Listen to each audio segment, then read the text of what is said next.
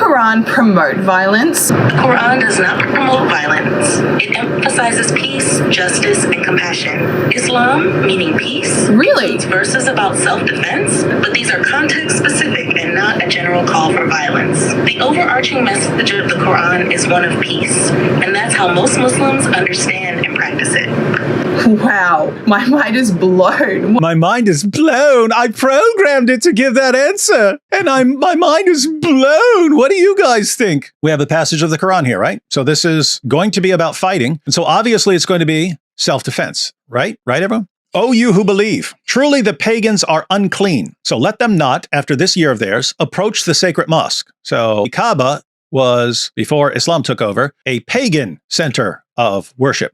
And so Muslims took it over, and after they took it over, at first, the pagans were allowed to take the pilgrimage, continue taking the pilgrimage, and then Surah 9, verse 28 came down saying, nope, the pagans are not allowed to come here anymore. And Muhammad's tribe, the Quraysh, were worried that this is going to hurt their trade dealings with the pagans, because you just basically said, don't come here anymore. So they're worried about this. And so they're coming to Muhammad, what are we going to do? And Muhammad's response was, hey, Allah can enrich you. So, O you who believe, truly the pagans are unclean, so let them not, after this year of theirs, approach the sacred mosque. And if you fear poverty, soon will God enrich you, if he wills, out of his bounty, for God is all-knowing, all-wise. So the pagans can't come anymore. You're worried about money, but don't worry, because Allah will enrich you. It's verse 28. Really, how is Allah going to enrich us? How? How's he gonna make up for the money we're losing? Next verse. Fight those who believe not in God, nor the last day, nor hold that forbidden, which hath been forbidden by God and his apostle, nor acknowledge the religion of truth,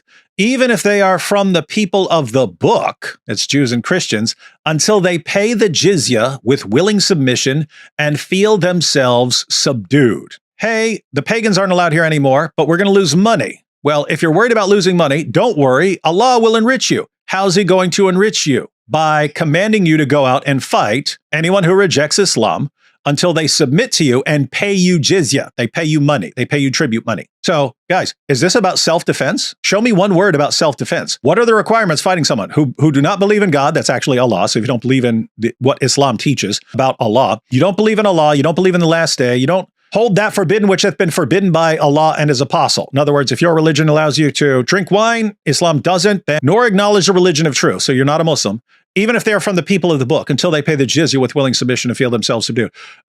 Where does that verse say one word about people who are attacking you? Because they believe they have different religious beliefs and different religious practices. The command is fight those who do not believe, not fight people who are attacking you. Let's keep reading. Let's keep reading.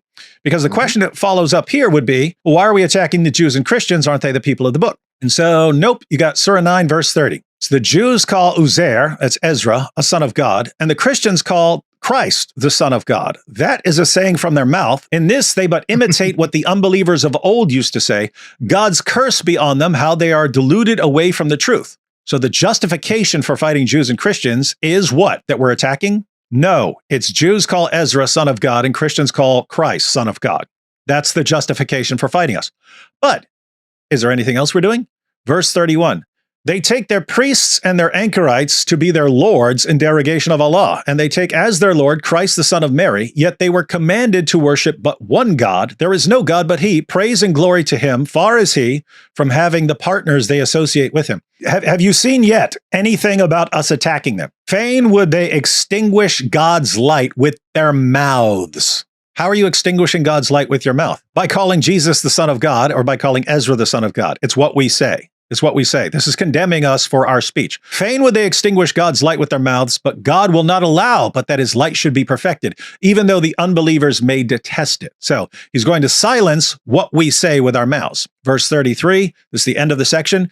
It is he who hath sent his apostle with guidance and the religion of truth to proclaim it over all religion, even though the pagans may detest it because of our beliefs and practices. So tell me, how is this self-defense? The fixation on Prophet Muhammad's marriage ignores the global historical context. Judging ancient practices by today's norms is intellectually dishonest as societies evolve. Why is it Muslims get heat from 1400 years ago, but the thousands of Christians that did it get off scot-free? Because Muhammad is your pattern of conduct. None of those Christians are. And so it doesn't apply. This is a false analogy for people who don't actually read and they just go to ChatGPT, tell me what I'm supposed to think. Why would Muhammad, who is the pattern of conduct for Muslims around the world, and that Muslims look to now to define what is and is not appropriate conduct, why would you be more concerned about him and not about some king from 800 years ago who has no impact, who no one on the planet takes as a pattern of conduct, and then who you were lying about anyway? Did Allah know what we know today when he revealed that and said it's fine in his eternal Quran that still applies today and is supposed to apply until the end? Did he know? Did he know? Or is he ignorant? A king in the 14th century can be ignorant. Are you saying that Allah was ignorant? This is really, really, really, really, really, really messed up, guys. I just read the entire Quran as a Christian. And you know it because he's got the tabs right there. Pow. And I'm going to give my final thoughts and a declaration to the world. I started this challenge of reading the Quran with the goal of better understanding what Muslims truly believe. And I feel like I've definitely accomplished that goal. But my declaration to the world is this: Jesus Christ is Lord of all. What a great entry. What a fantastic. I imagine lots of Muslims experience massive disappointment or rage. You have no idea. Clicking on it. Finally, we get to hear his reaction. What is your conclusion after examining the Quran? Jesus is Lord. What? It seems to me personally, you're going to disagree, but it seems to me that it's a very human book. It feels to me like a human wrote it. Yeah. Because of things like this. Surah 33:53. O believers, do not enter in the homes of the Prophet without permission, and if invited for a meal, do not come too early and linger until the meal is ready. But if you're invited, enter on time. Once you have eaten, then go your way. Do not stay for casual talk. Such behavior is truly annoying to the Prophet, yet he is too shy to ask you to leave. I don't understand your claim. After a month of reading the Quran, that's the verse that you bring.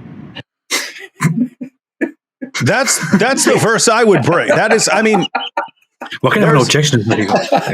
I love it. Wait, you're trying to determine whether the Quran is from God, and you bring forward one of the at least top 5 examples in the Quran that show this really, really looks like a human book. Really. So yes, he did go there. What are you going to do about it? Are you going to correct him? How would you correct that, by the way? I guess you just say no. What the heck? You resort to whataboutism, as we're about to see.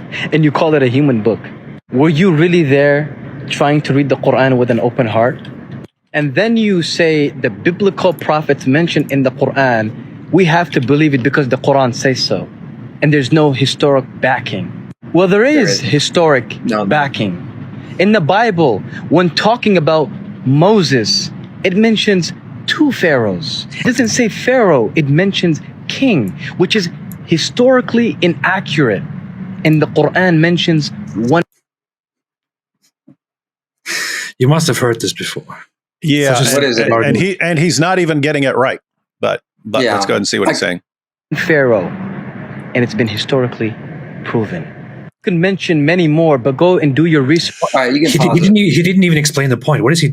Yeah, this is stupid. The argument is that throughout the book of Genesis, they're called pharaohs that meet with Abraham, that meet with Joseph. The term, the ruler of Egypt wasn't called pharaoh until about the 18th dynasty. And so that would mean that when Abraham and Joseph were meeting with the king of Egypt, he wasn't called a pharaoh. But during the time of Moses, he would have been called a pharaoh. And they'll say, well, the Quran says that when Joseph was meeting with the ruler of Egypt, he's just called king. And then when Moses is meeting with the later king of Egypt, he's called pharaoh. So they'll say this is historically accurate. There's a lot of problems with that. I've been looking into it. You can go through some of the issues here, but me and AP have gone through this before. That's standard. It's standard to refer to the kings of Egypt, even before the title of pharaoh starting to be used. It's standard to refer to them as pharaohs. But I got more than that. No, I know. I'm just saying for people who regard this as an error, that's standard. It's standard that's how you refer to a ruler in Egypt, even if the term was not used. They call them the pharaohs. So you can look at people for whom the term pharaoh would not have been used. You can look it up in an encyclopedia or something. It'll still say pharaoh so and so, pharaoh so and so. That's just what they called the kings of Egypt. And so stupid to claim that this is some an error or some sort of confirmation of the Quran. And he's not even getting the details right. But what are your thoughts on this, IP? All right. Well, The Quran does refer to the Pharaoh during the time of Joseph as a king, but here's the issue here. This is only, I believe, in Surah 12, and it only refers to him about 6 times. Compare that with the Bible's exhaustive narrative that are using these terms in much more detail. So it's problematic to compare a minuscule data set, the Quran's talking about Joseph, with a much larger set, like the Bible. So, I mean, you have these very minuscule examples in the Quran. You're comparing this with a pretty exhaustive account of Genesis and numerous historical narratives throughout the Pentateuch and the rest of the Bible. So right then and there, it's not even a fair comparison because, again, very small, minuscule data set in the Quran just is a double standard. So if you go through Surah 12, it mentions crucifixion existing in ancient Egypt, as well as Surah 20. Wait a minute. I don't recall crucifixion being a thing in ancient Egypt. It wasn't. It didn't exist, I believe, until maybe the Persians. Wait, so the Romans really put it to major use. So the Quran talks about this practice that they didn't even have back then, as if it existed back then, because Allah apparently doesn't know any better?